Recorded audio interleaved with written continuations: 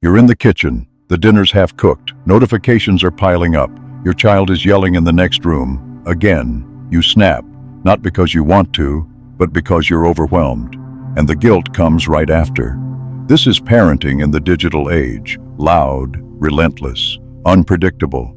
But what if there's another way? A quieter way, not perfect, but grounded, intentional, stoic. Because you can't always control your child. You can't control their mood, their choices, or the world they're growing into. But you can control something else, something far more powerful, yourself.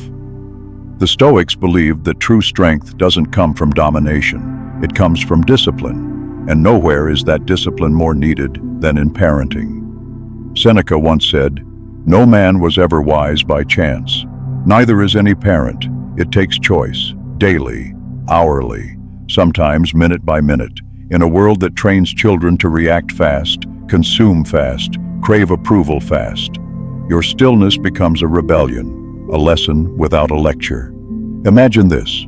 Your child has a meltdown. You stay calm, not because you're numb, but because you're rooted. You're teaching in that moment without a single word, that emotions don't have to control behavior. That's stoicism. It's not being cold, it's being consistent. It's not shutting down. It's showing up, fully, but not losing yourself in the chaos. Your child doesn't need a perfect parent. They need a present one who can hold the storm without becoming it. And yes, it's hard. You'll fail, you'll react, you'll raise your voice. But the Stoic doesn't aim for perfection. They aim for improvement, for intention. Each time you pause instead of explode, each time you breathe instead of blame, each time you listen instead of lecture, you're fortifying your home from the inside. Your silence isn't absence, it's presence with purpose. It tells your child, you're safe, even when you're struggling. You're heard, even when I don't interrupt. You're loved, even when you're wrong. And most importantly, I don't need to control you to lead you. That's leadership. That's the inner fort. So the next time your child loses control, let it be your cue to model control, not by force, but by focus. That small pause, that breath of space, isn't weakness, it's wisdom. And that wisdom won't just shape your child, it will protect your peace. Every parent wants the same thing, a child who listens, respects, thrives. So naturally we try to control the screen time, control the mood swings, control the mess, the friends, the grades. But here's the hard truth the Stoics knew. Control is an illusion. Epictetus taught, some things are up to us and some are not. Your child's choices, not always up to you. Your reaction to those choices, always yours. The moment you accept that is the moment parenting starts to feel lighter, not easier, but clearer. Control says, do this now because I said so. Influence says, here's who I am, watch me. And influence lasts, because your child might ignore your words, but they will absorb your energy, your reactions, your silence, your choices. That's the core of Stoic parenting, less commanding, more embodying. Think about the last time your child pushed your limit. Did yelling help? Did explaining it for the 5th time finally land? Or did it all just dissolve into more noise? Now picture this. They test the boundary again. But instead of reacting, you hold still. You look. You wait. You say less. And they see you. Not just hear you, see you. Present. Unmoved. Not distant. Just not reactive. That's when the shift begins. Children don't feel safe around perfection. They feel safe around consistency. And your calm consistency becomes their compass. They won't say it. They might roll their eyes. But deep down, they're learning something life-changing. My parent isn't controlled by chaos. Maybe I don't have to be either. The world they're growing up in? It's full of noise, algorithms, quick dopamine hits, instant answers, and zero tolerance for silence. That's why you become the contrast, the grounded space, the eye of the storm. Not by fixing every mistake, not by micromanaging every move, but by letting go of being right, letting go of constant outcomes, letting go of controlling their every mood. And in doing so, you gain what matters most: influence, trust, presence. When you stop trying to shape them like clay, you begin to mirror strength, not force it, model it. That's how real connection is built. Not from control, but from credibility. Not from dominance, but from example.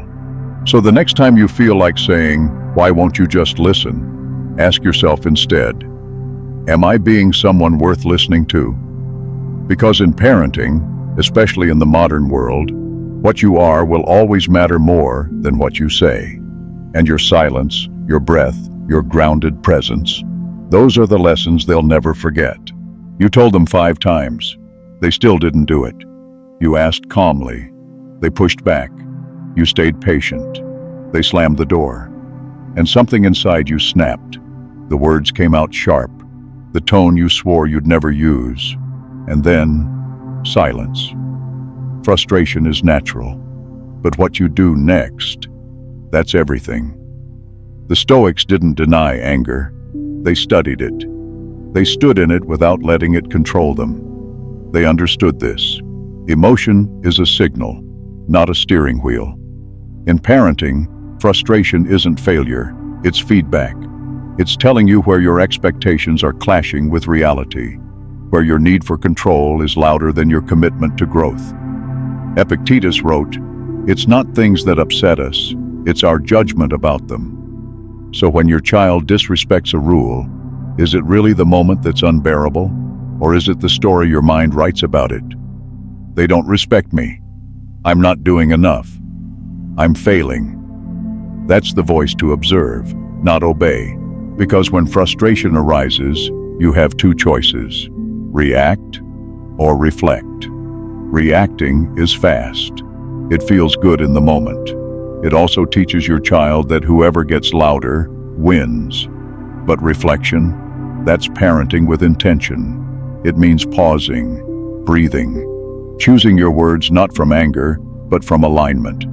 It's looking at your child and asking, what do they need to learn right now? Not, how do I shut this down?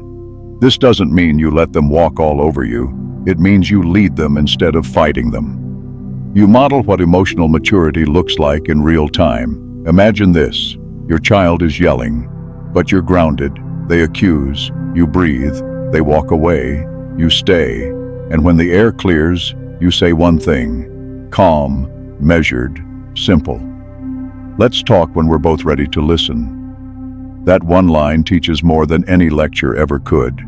You're teaching regulation, boundaries, self-respect, without raising your voice. That's how you shift the dynamic. That's how frustration becomes guidance. It's not about bottling up emotion. It's about rerouting it into power. Your child doesn't need a perfect parent. They need a present one who turns the noise of reaction into the strength of reflection.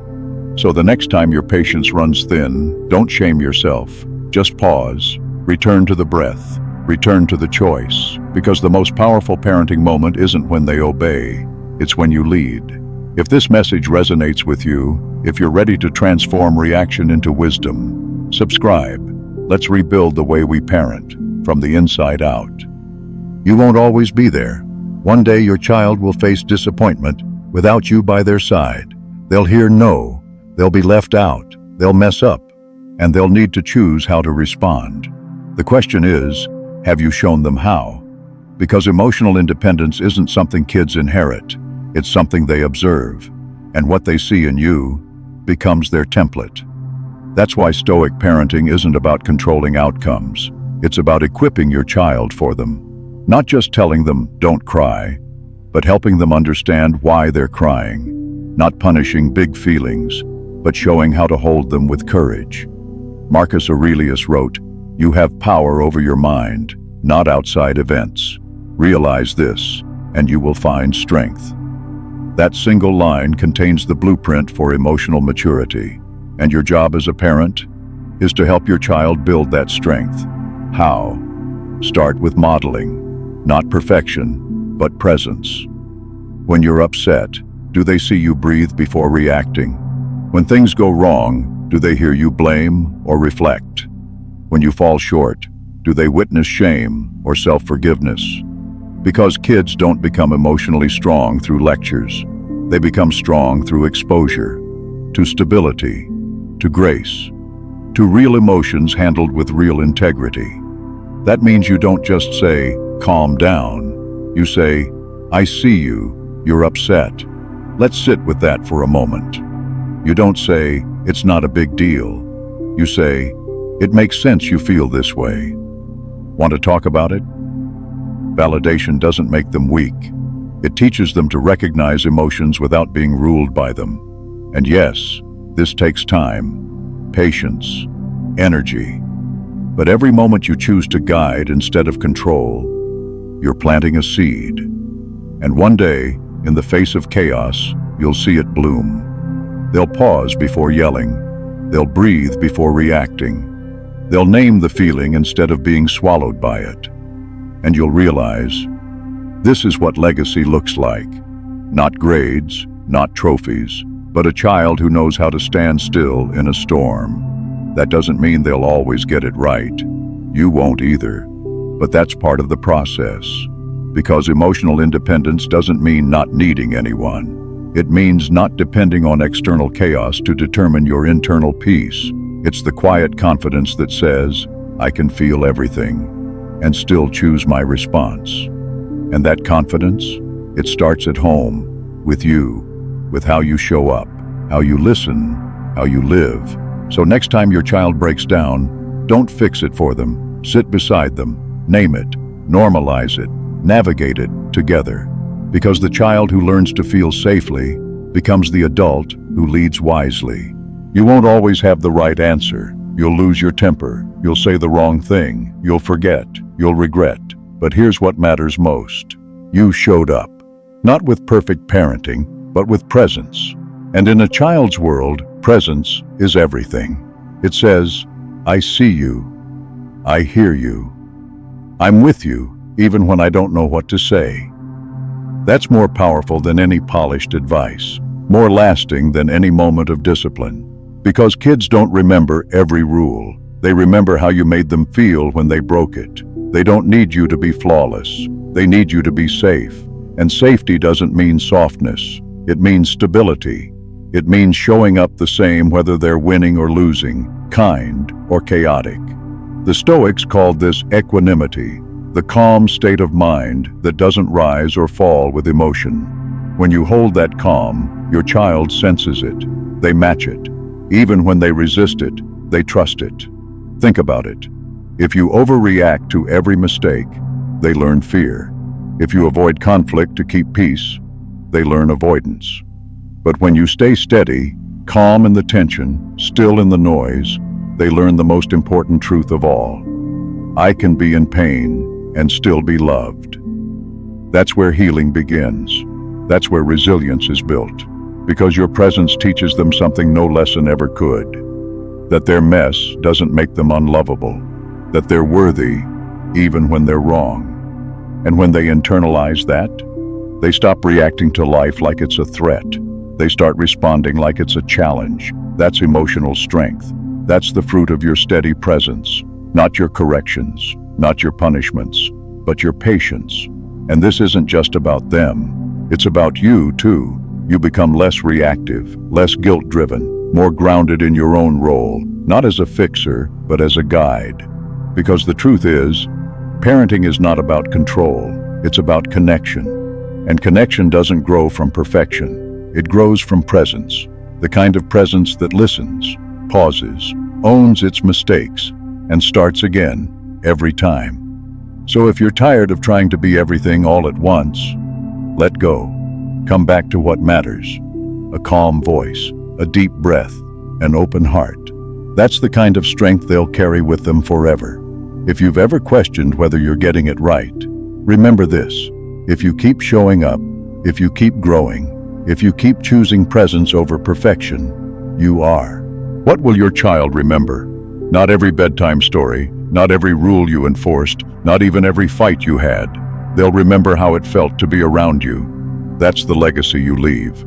Not the words, not the speeches, the energy. Did your presence calm them or tighten them? Did they feel seen or studied, safe or judged? Because long after the toys are packed away, long after the school runs and homework battles fade, what stays is the feeling, the home you built inside their nervous system. And that home is shaped one choice at a time. Every pause, every breath, every silent act of discipline.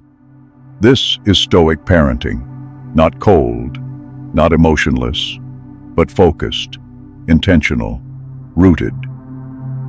Marcus Aurelius didn't write to command others. He wrote to command himself, to build a structure inside his mind that no external chaos could shake. That's what you're doing, not just for you, but for them. You are modeling the strength they'll carry into their own relationships, into their own parenthood, into their most vulnerable moments. They won't always remember what you said, but they'll remember how you stayed, how you handled pressure, how you didn't yell just because you could, how you apologized when you didn't have to. That becomes their inner voice. So when the world gets loud, when anxiety hits, when life tests their worth, they'll have a memory inside them of what calm looked like, of what dignity sounded like, of what love felt like. That's your real impact, not in the noise, but in the quiet power of how you live. This legacy doesn't need perfection. It needs you, grounded, growing, present, imperfect, but always returning. Because parenting isn't just about raising a child, it's about shaping a future, and the calm you choose today becomes the confidence they carry tomorrow. So if you've walked this far with us, if you've paused with intention, listened with patience, led with calm, then you are already rewriting the story of what parenting can be. You are the inner fort, and your child is growing inside its safety. If this message moved you, if you want to keep building this kind of strength, not just in them, but in yourself, subscribe, not for us, for the legacy you're creating, one silent moment at a time.